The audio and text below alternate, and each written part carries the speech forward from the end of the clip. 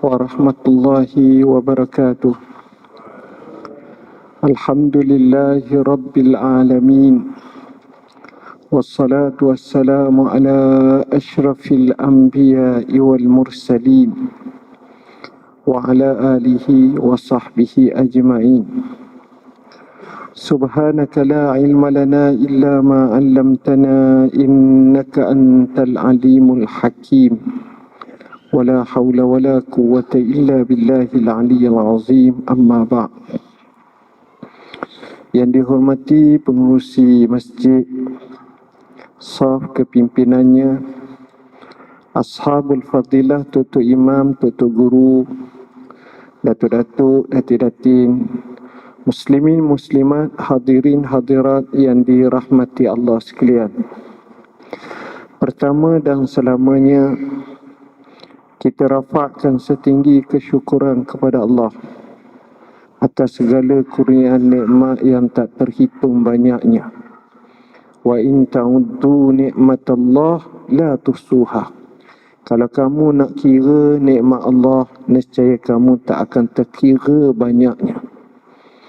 Nikmat hidup, makan, minum, berkeluarga, sihat, nikmat merdeka, nikmat bebas daripada belenggu kehidupan yang sengsara, keberhutangan yang melampau dan seumpamanya. Makanya keseluruhan nikmat-nikmat ini kita lafazkan dengan Alhamdulillah. Hadirin hadirat yang dirahmati Allah, tajuk yang diangkat untuk perbincangan pada malam ni berkenaan dengan masa lapang. Bagaimana kita memperolehinya dan ia merupakan nikmat. Bagaimana kita hendak melaksanakan masa lapang kita ni. Tuan-tuan dan puan-puan yang dirahmati Allah, kehidupan yang kita lalui ini adalah berkaitan dengan masa. Dan itulah yang berlaku dalam kehidupan kita. Bermula daripada umur sehari sampailah kita menemui Tuhan kita. Ada yang Allah panjangkan usianya sampai 60 tahun, ada yang 70 tahun, ada yang 80 tahun, bahkan ada yang 90 tahun. Ini ghalib pada umat Muhammad sallallahu alaihi wasallam berbanding dengan umat zaman dahulu umurnya panjang. Tuan-tuan dan puan-puan yang dirahmati Allah, umur ini kita bukan lihat dari segi panjang pendek. Kerana panjang dan pendek bila sudah berlangsungan, kita akan rasa pendek. Sebab itu ada yang disebahkan kepada Nabi Nuh alaihi salam. Orang tanya pada Nabi Nuh, "Ya Nabi Allah, engkau ni Allah bagi usia panjang." Ada kata 950 tahun, ada kata 1000, ada kata 1200 lebih, ada kata 1300 lebih. Itu umur Nabi Allah Nuh alaihi salam. Kami nak tanyalah, umur panjang ni lama ke tak yang sudah berlangsung? Apa jawab Nabi Nuh? Ibarat seorang masuk pintu rumah depan, keluar pintu belakang, pintu dapur lah kat kita. Rumah kita 27, extra extend 20 kaki jadi 47, kali dengan 72, extra pula 20 kaki, 90. Ataupun kalau besar pun 40 kali 100 lah katakan. 40 buka, 100 panjang ke belakang. Katakan kalau 100 kaki, masuk ke pintu depan, keluar ke pintu belakang, adakah ambil masa 2 jam setengah? 2 minit setengah pun tak sampai. Kecuali dia gaul, memanglah menjalang, mengaku ataupun tu, itu soal lain. Tapi kita kata soal orang yang normal, biasa, maka itulah nilai yang masa begitu pantas. Kita sedar tak sedar, biasanya cermin kepada kita bukan kita. Sebab kita ni tak rasa tuaan kita ni. Tapi cermin bagi kita adalah kawan kita. Kawan kita seumur dengan kita, seusia dengan kita, kita terserempak dia selepas 20 tahun. Kita kata, Assalamualaikum mak. Oh, mung loh. Dia kata, saya Abdullah. Oh, mak, tua mung mak. Kita kata kawan kita, aku tengok mu tua mak. Allah jawab, aku tengok mu lagi tua. Tengok. Dia tak kata, oi makin muda mak. Tak jadi tuan-tuan. Walaupun dia cuba memudakan diri dia, tapi faktor tua tak boleh nafi. Tuan-tuan tengok tangan kita. Tangan kita ni sebelah belakang ni, tua mesti nampak keduk punya. Walaupun buatlah pembedahan plastik pada muka pun, ada leher kita, payah nak tutup. Yang itu memang nampak, keduk tu nampak. Jadinya, inilah masa. Dan masa ni pula tuan-tuan, peliknya Allah tekankan dalam Al-Quranul Karim, masalah paling banyak. Dan sumpahan masa ni adalah paling banyak berbanding dengan sumpahan nama tempat atau buah-buahan. Kerana apa? Kerana pentingnya masa, kerana hebatnya masa. Firman Allah Ta'ala, wal asr innal insana lafi khusr. Demi masa, sesungguhnya manusia berada dalam kerugian. Saya tak nak sebut demi waktu duha dan waktu malam, itu banyak lagi. Kita fokus demi masa. Masa di sini ditafsirkan oleh para ulama dengan 3 tafsiran. Tafsiran yang pertama dengan makna demi solat asar. Kita kaji punya kaji tuan-tuan. Solat asar lah paling payah untuk kita buat awal waktu. Sekalipun solat asar tu biasanya orang berjaga. Mana orang tak tidur. Adalah orang tidur tapi tak ramai tidur. Berbanding dengan solat subuh, orang nak kena bangun tidur. Tapi solat asar ni paling payah. Tuan-tuan tengok, masuk waktu asar, contohnya 4.20 ataupun 4.30 ataupun 4.40. Dia tengok panjang pendek waktu lah, contoh. Kita balik kerja pukul 4.30. Kita mikir nak semayang asar dulu di masjid ataupun balik. Kalau semayang lambat, jam. Dia duduk jauh duduk Kuala Selangor, kerja di Shah Alam. Letih aku. Jam.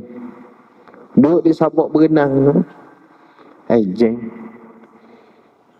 Duduk di Bangi jam juga. Jadi akhirnya biar kita balik dulu.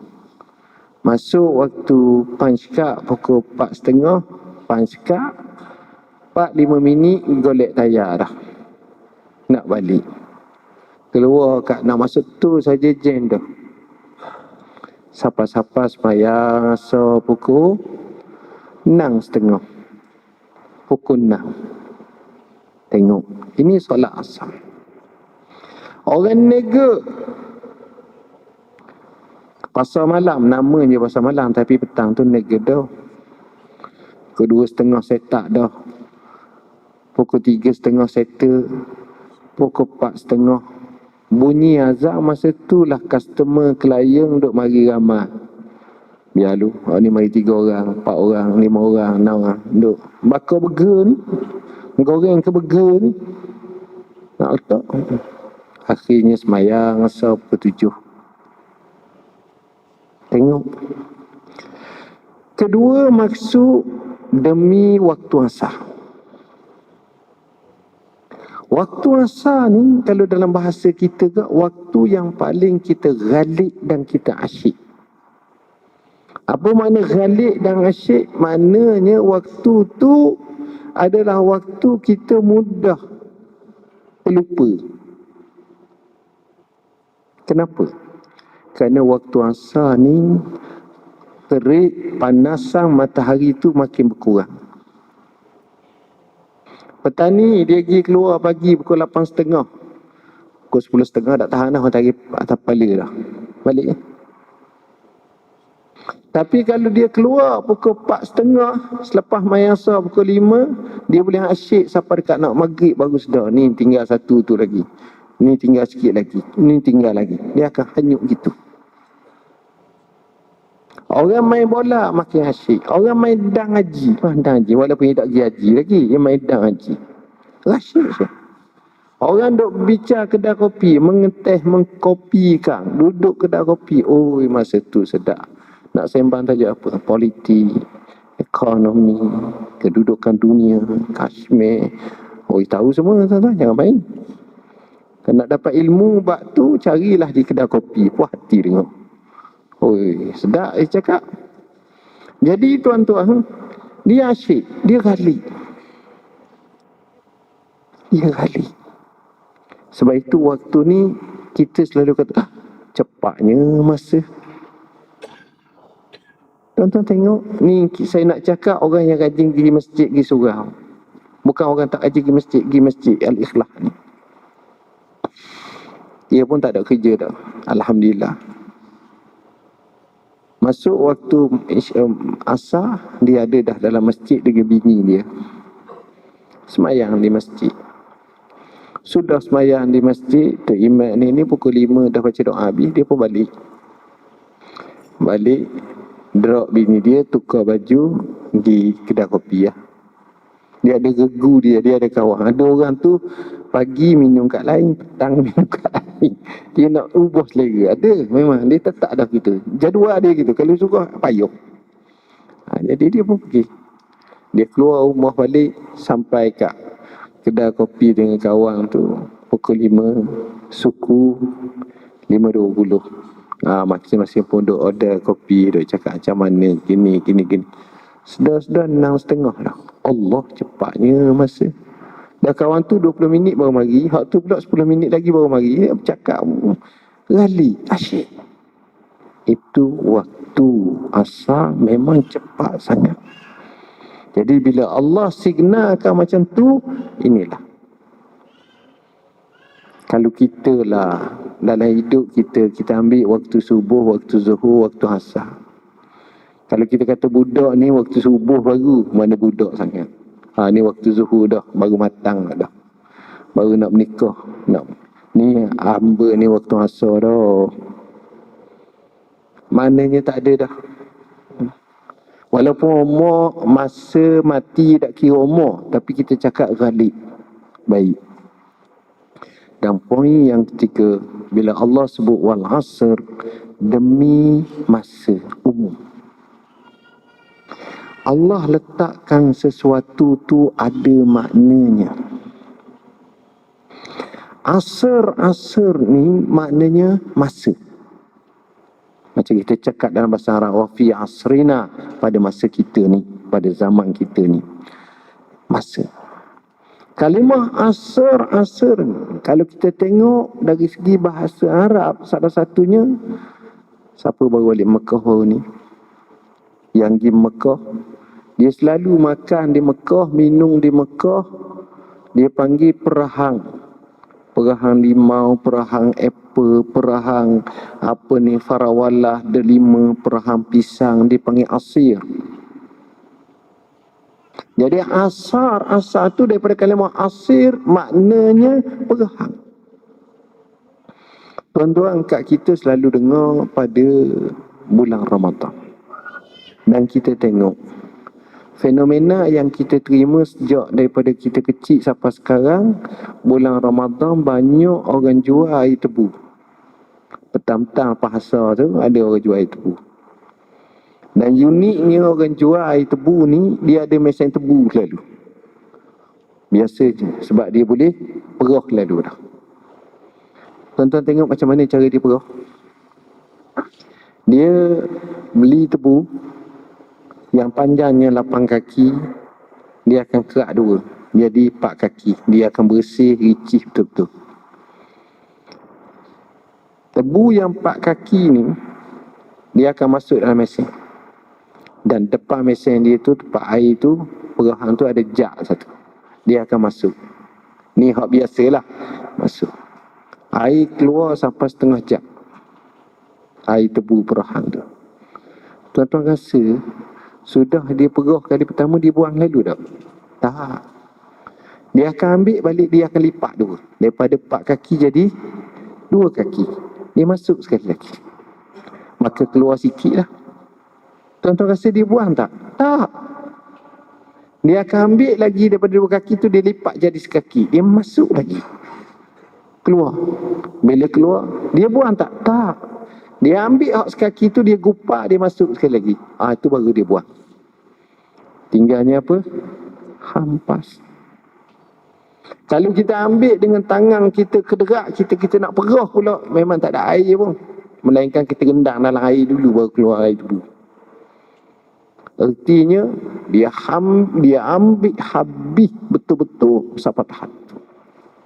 Maksudnya tuan-tuan, maksudnya saudara, kita dalam hidup ni, kita juga kena perah masa kita untuk akhirat kita.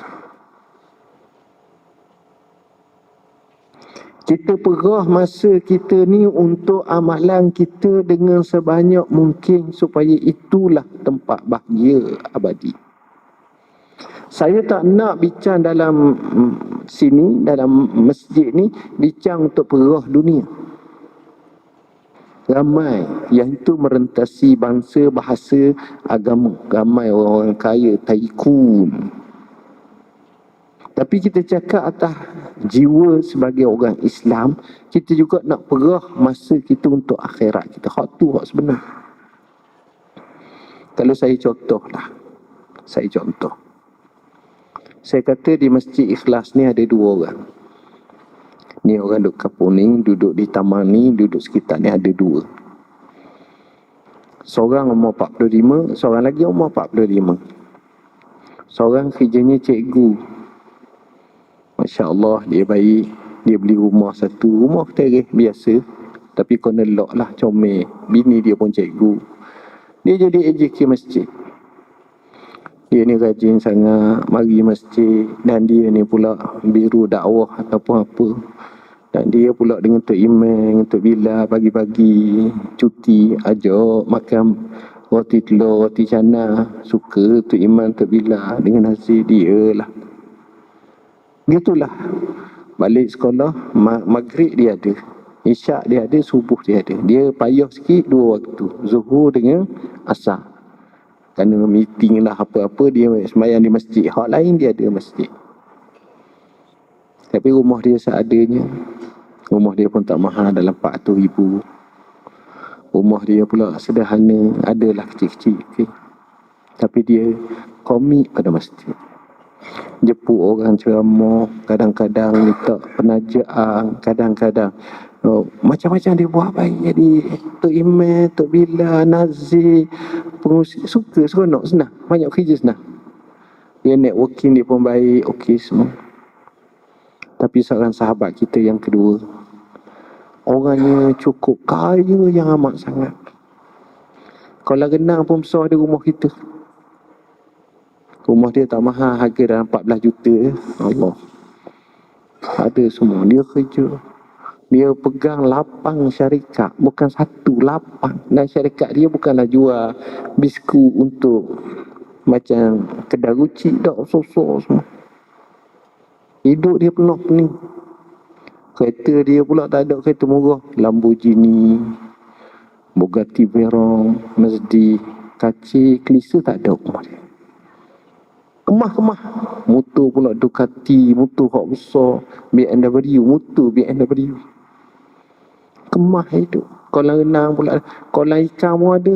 Ikan arapaima, ikan hak jenis jatuh lembu pun boleh makan. Banyak ikan, suka dia juga.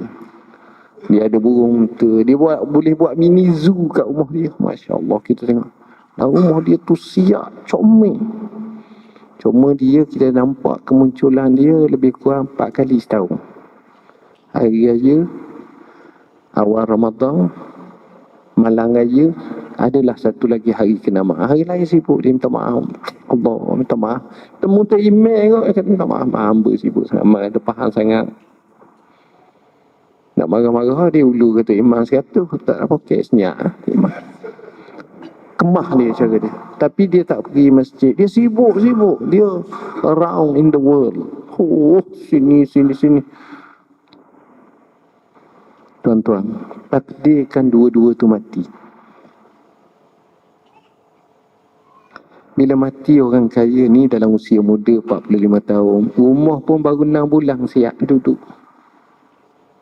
Kita ni pakat pergi rumah dia, kita kata apa? Wow factor lah. Kayunya gini. Tapi hati kecil kita kata apa? Hati kecil kita kata, kesian sahabat kita, sibuk dia hidup, tak sempat untuk akhirat. Kesian dia, ya Allah, kesian. Sebab neraca hukum kita pada masa tu bukan isu dia kaya. Kita duk mikir macam mana akhirat. Kalau Allah kalau boleh mari kat masjid, kalau banyak benda boleh. Tengok hati kita. Saat yang sama, selepas berapa hari atau berapa minggu, berapa bulan, mati pula kawan kita hak AJK masjid ni, umur 45 ni, hak cikgu ni. Kita pergi rumah dia. Apa kata Tok Iman? Apa kata Nazir? Apa kata Tok Bilal? Masya Allah, cikgu mak ni bagus, berbaloi hidup dia. Kau baru tengok rumah orang besar, berbaloi apa ni, sikit kecil. Tak, sebab ukuran kita, bagus dia. Tok Iman, Tok Bilal, minta maaf lah, saya selalu contoh Tok Iman, Tok Iman sekarang ni ke saya. Tok Iman, Tok Bilal, dia akan rasa seronok dengan AJK ni. Sebab dia tahu, setiap hari Sabtu Ahad, makan percuma pagi. Sebab dia tahu, orang ni boleh buat kerja, boleh tolong, banyak benda settle. Apa mereka kata semua? Tua dia. Cuma sahabat-sahabat kita ni, Nazir ke, Tok Pengurusi ke, mikir, payah nak cari orang macam dia, payah dah. Tak ada dah. Hak ni, Cikgu Lee dah apa, payah. Ada seorang lagi, Cikgu Karim, lagilah. Seolah-olah kita maafkan saya sebut nama. Tapi nak ceritanya kenapa kita ukur macam tu? Inilah. Sebab itu kata Pak Hamka, hidup kita hanya sekali, justru biar bererti. Kita tak ada masa, tuan-tuan. Masa kita terhad. Sebaik mana awak pun, masa awak 24 jam. Sejahat mana kita pun, masa 24 jam. Tapi tuan-tuan, pernah tak kita fikir, orang yang hebat, 1 jam dia tu, Masya Allah, macam setahun orang lain. 1 jam, 1 hari hidup dia tu macam setahun orang lain. Tuan-tuan tengok, kadang-kadang kita dapat hidayatullah kerana pertemuan hanya 2-3 saat, 2-3 minit. Kita rajin hidup ni, duk dengar orang ceramah, duk gini. Tiba-tiba satu hari kita temu seorang tok guru tu, dia cakap sepatah dengan kita. Jangan lupa sembahyang malam. Setakat tu je. Kita pun terkedu. Balik rumah. Aku kena ubah diri aku. Sembahyang malam. Lepas tu kita sembahyang malam. Kita kata, orang tanya, kau ni mak berubah sejak 3-4 bulan ni aku tengok peranganmu lain. Alhamdulillah. Hamba bertemu dengan seorang tu, dia nasihat gitu, saya pun kata Allah Akbar, jadi berubah. Tengok kenapa barakah waktu orang ni nasihat sikit je tapi memberi kesan berubah besar dalam hidup kita. Ini hidup. Tuan-tuan bayangkan kalau kita boleh hidup sehari bersama Imam Syafi'i sebagai contoh. Ni tak cakap Nabi lagi, kita cakap Imam Syafi'i. Macam mana je? Tuan-tuan rasa Imam Syafi'i macam kita ke mau? Dok, lain. Lain amat sangat. Kami sedang terjemahkan. Siap dah, tapi kemas kini kan sejarah Imam Syafi'i. Imam Syafi'i sendiri berkata, aku belajar daripada ulama tasawuf dua perkara. Aku ambil sangat kecaknaan, keprihatinan. Apa kata ulama tasawuf? Pertama, al-waktu kasayfi illam taqta'hu qata'aka. Waktu tu ibarat mata pedang, kalau kamu tidak memotongnya, dia potong kamu. Apa makna? Maknanya, kita ada sebilah pedang, musuh kita ada sebilah pedang. Kita pun berlawan dengan dia. Kemudian dia ni jatuh pedang ke ataupun ada masa kita boleh tebah kepala dia. Kita kata apa, relax dulu lah. Kita buat letak. Maka kepala kita akan tertebas. Maknanya mati. Itulah nilai waktu. Rugi itu istilahnya mati. Dan yang kedua kata Imam Syafi'i, aku belajar daripada ahli tasawuf, an-nafsu illam tushghilha syagalatka. Waktu jiwa dan nafsu ni kalau kamu tak sibukkan dia, dia akan sibukkan kamu. Jadi dia akan masuk agenda dia, nak relax, nak rehat, nak senang, nak mudah, nak duk tengok ke. Jadi hanyut. Habis masa. Ini masa. Kenapa Allah kata wal asr innal insana lafi khusr? Demi masa manusia dalam kerugian. Sebab orang untung pun rugi. Orang rugi tak? Orang rugi pasti rugi. Orang untung pun rugi. Orang rugi lagi rugi. Ustaz, tolong terangkan apa maksud. Saya datang dalam bentuk analogi supaya kita faham mudah. Analogi. Analogi yang pertama, satu hari kita dapat satu offer yang amat menakjubkan. Lalu kita pun telefon bini kita. Yang ni tak ada apa bang, lewat selamba. Ada abang dapat offer yang luar biasa ni. Dan rasa inilah kali pertama dan terakhir dalam hidup kalau abang dapat pun hak ni lah. Apa benda tu bang? Cakap sungguh kita pun cerita. Abang diminta masuk dalam gedung duit.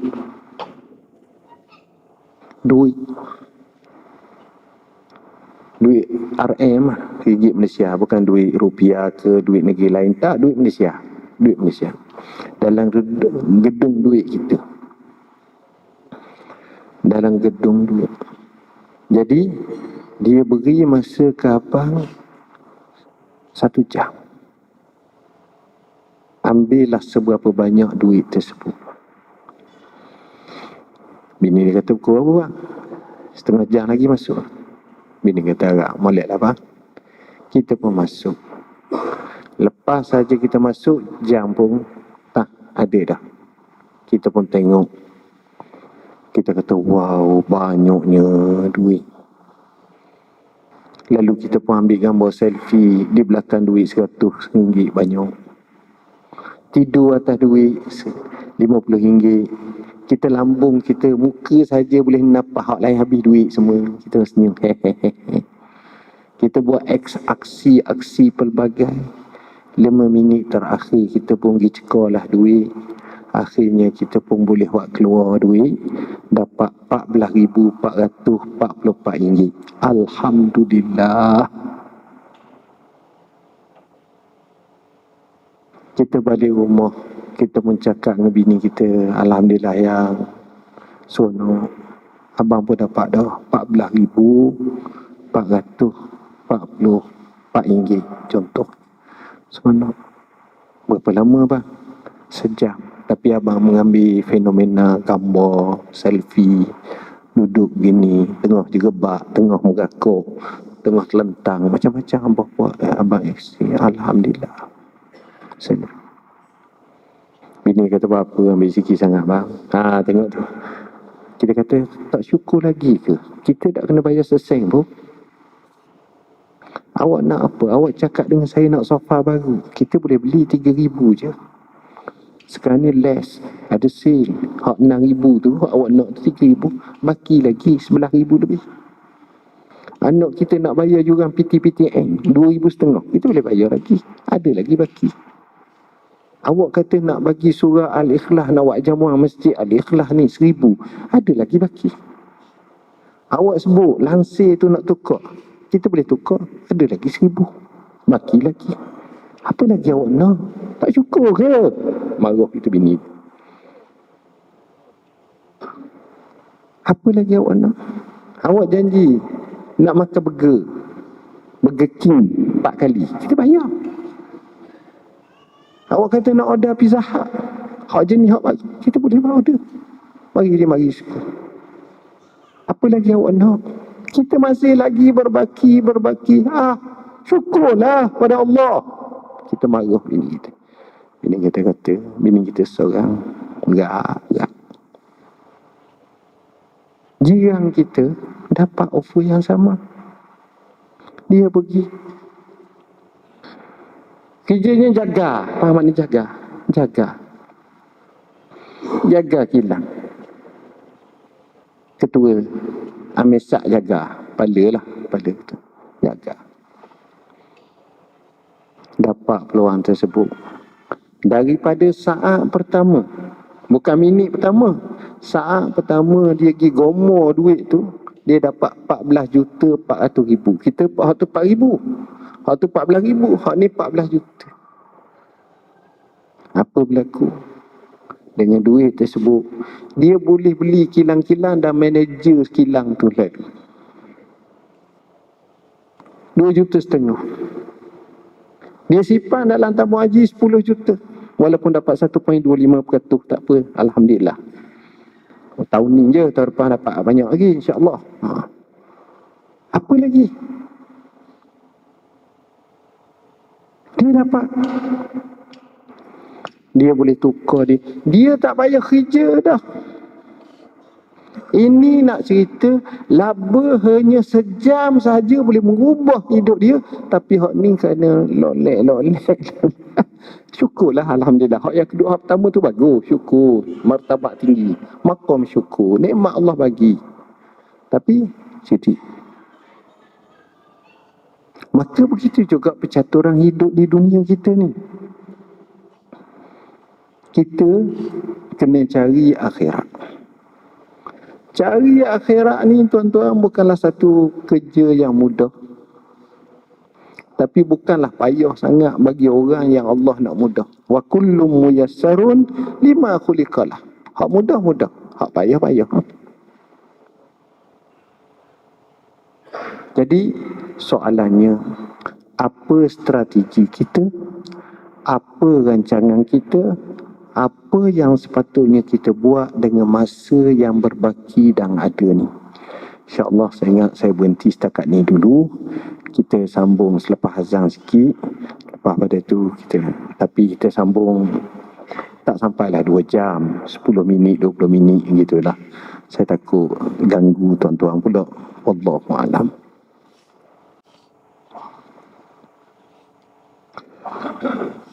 Hadirin hadirat muslimin muslimat yang dirahmati Allah. Selepas daripada kita mengetahui itulah nilai masa, persoalan yang berlaku pada kita adalah setakat yang kita ada sekarang ini, usia yang kita ada sekarang ini, kita tak tahu entah berapa banyak baki yang akan ada yang kita miliki. Cuma kita selalu doa, mohon Allah panjangkan usia kita.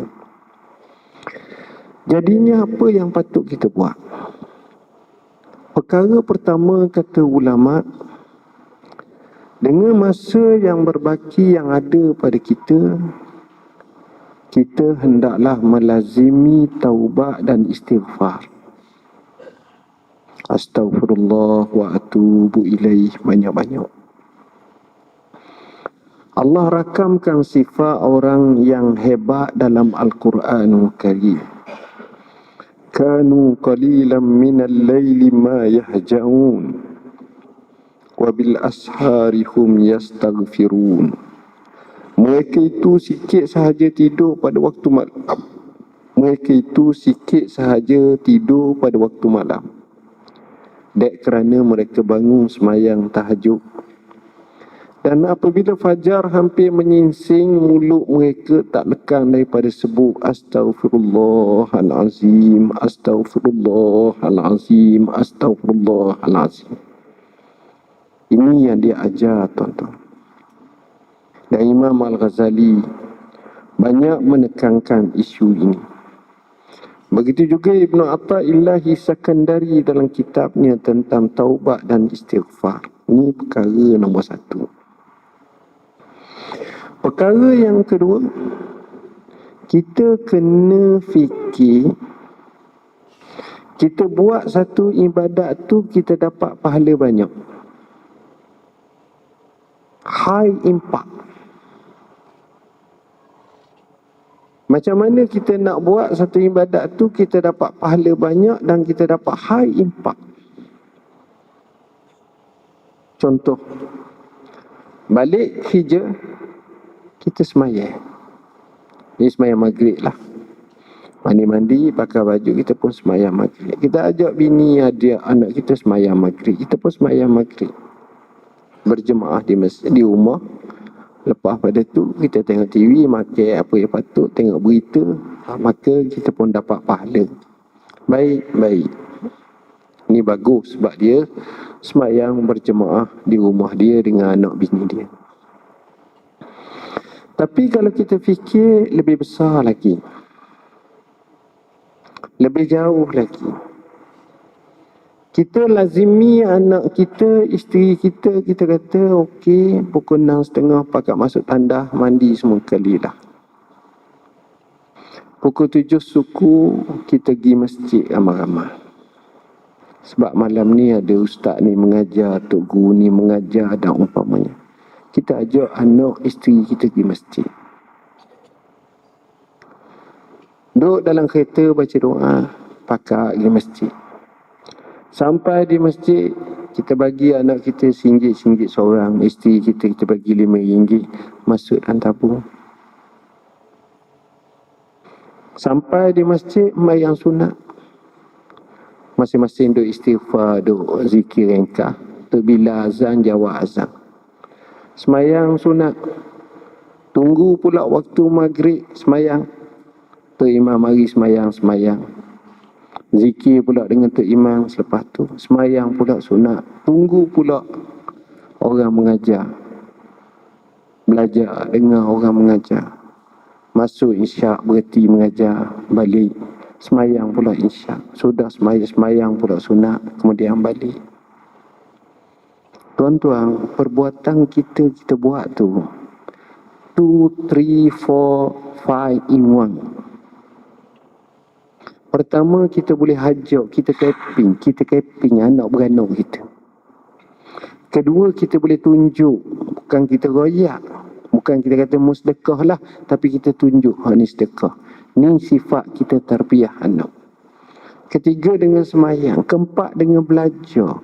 Tunggu waktu untuk nak semayang isyak, belajar. Semua ini nur ala nur, cahaya atas cahaya. Beza hak pertama kita lakukan di rumah tu dengan apa yang kita buat ni amat jauh. Dan dia high impact pada keluarga kita.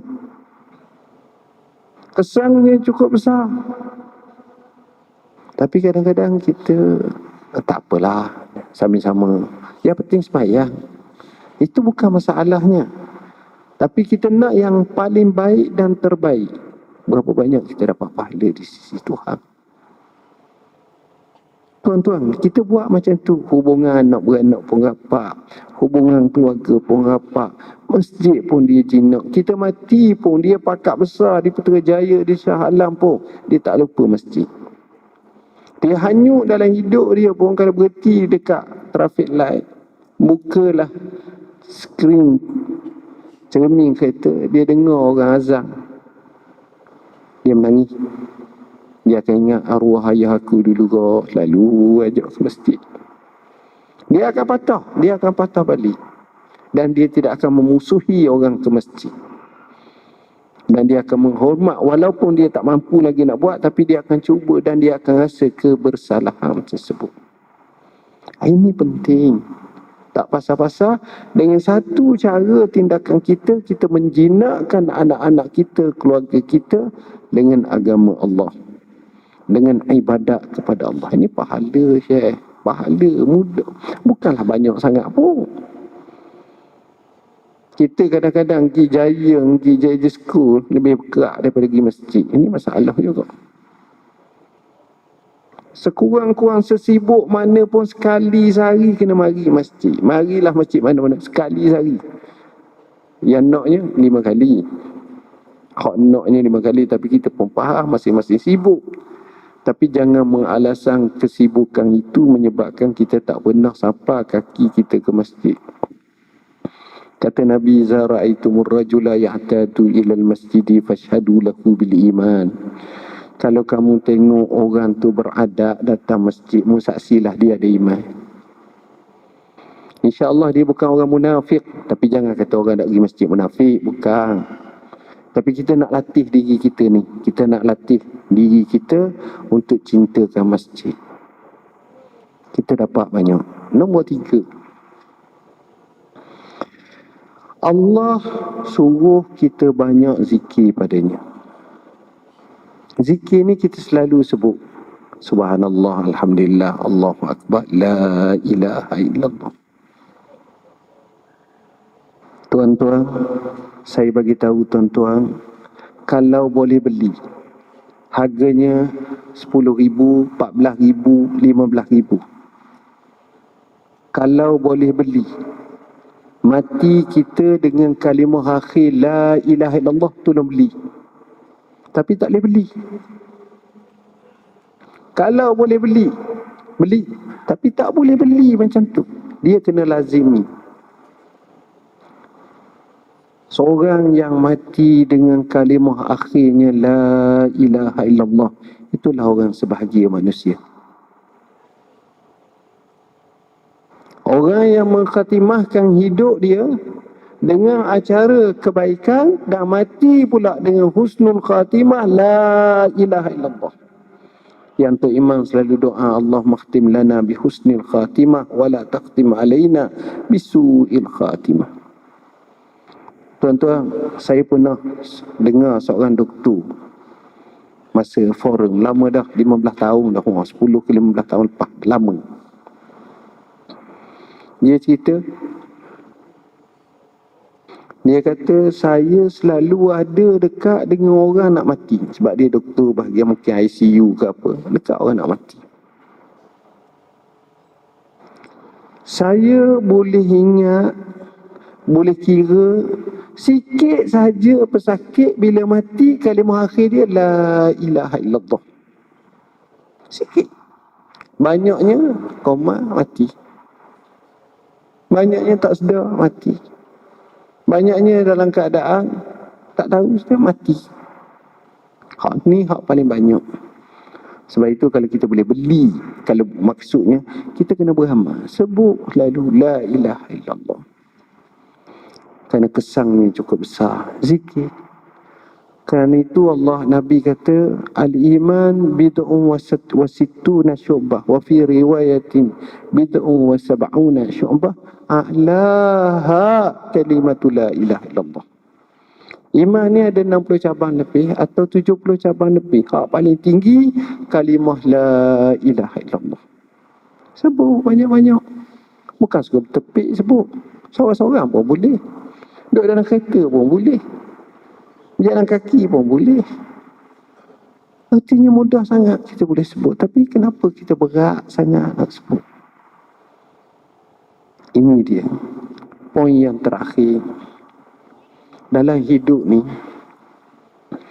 kita cuba memanfaatkan kepada orang. Dengan buat sunnah-sunnah yang baik, maka memanfaatkan dengan sunnah-sunnah yang baik, orang pakai, orang tengok, orang buat, orang ikut, pahala kita dapat. Kadang-kadang tuan-tuan, ialah adalah hikmahnya. Banyak orang bukan Islam sumbang kepada Islam. Banyak. Kalau dia Islam, berapa banyak dia dapat pahala. Contohnya hadis Nabi.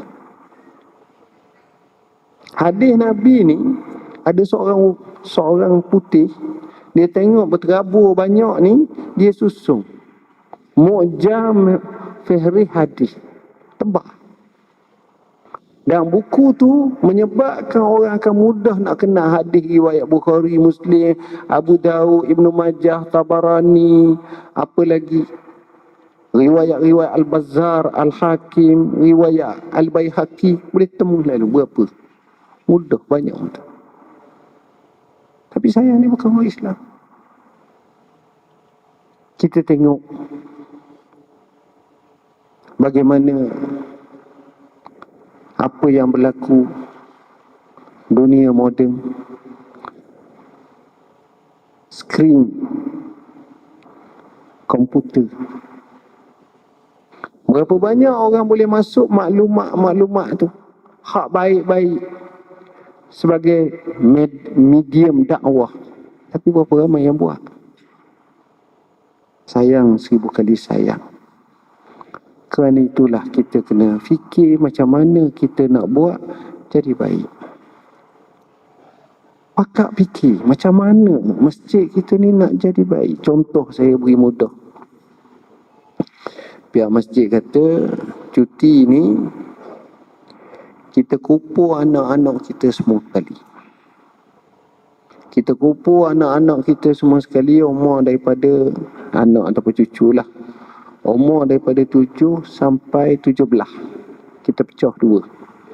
Sekolah rendah, sekolah menengah. 7 sampai 17, 18 pun boleh masuk. Kita nak buat smart solat. Kita nak panggil ustaz, nak panggil fesi, jumlahnya lebih kurang dalam RM3,000 kita kena pakai. Jom pakat derma lah, sebab makan minum duduk di masjid ni 3 hari 2 malam. Mula masuk hari Jumaat, hari Sabtu, hari Ahad baru keluar. Semayang malam dengan kita praktikal. Dengan bacaannya betul, dengan caranya betul, dengan satu persatunya, dengan maknanya difahami, dengan falsafah salatnya, dengan praktis semayang duha, semayang rawatib, semayang lalu. Betul-betul buat hak berlakon-berlakon, hak berlatih-berlatih, buat sungguh. Dia betul sungguh. Bayangkan, kita bagilah RM50, RM10, RM20 sumbangan. Tapi anak ni daripada umur 7 tahun. Dia hidup sampai 77 tahun. Dia semayang, apa yang dia belajar tu daripada kursus tu, 70 tahun dia guna. Berapa banyak aset pahala kita dapat. Kalau 200 orang mari kursus macam tu, berapa banyak pahala kita dapat. Tengok.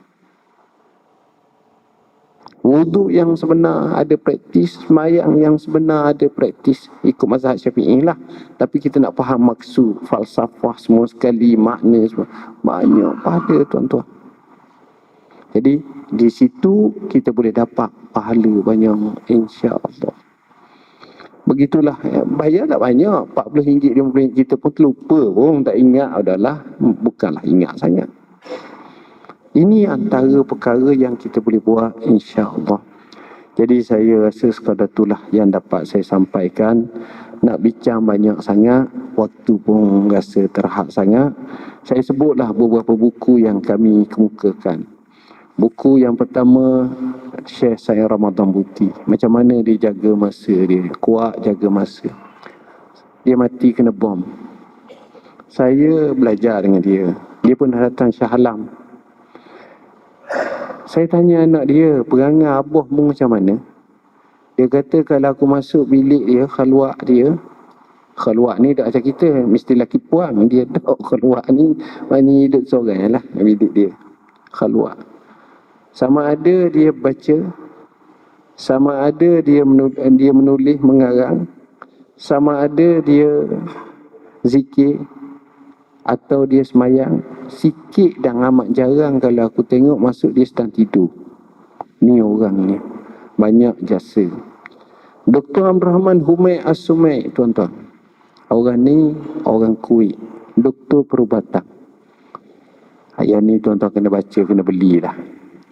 Orang ni mengislamkan orang 11 juta manusia.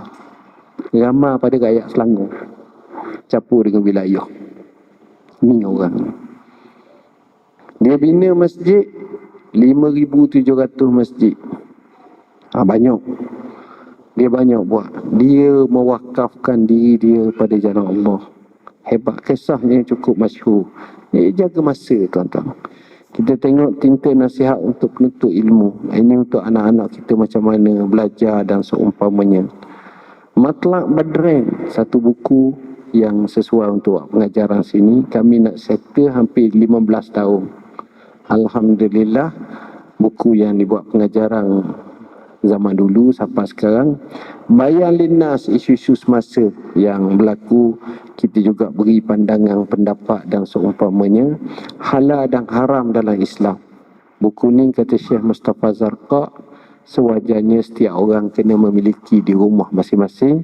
Kan nak kena hak mana halal, hak mana haram, oleh Dr. Yusuf Qardawi.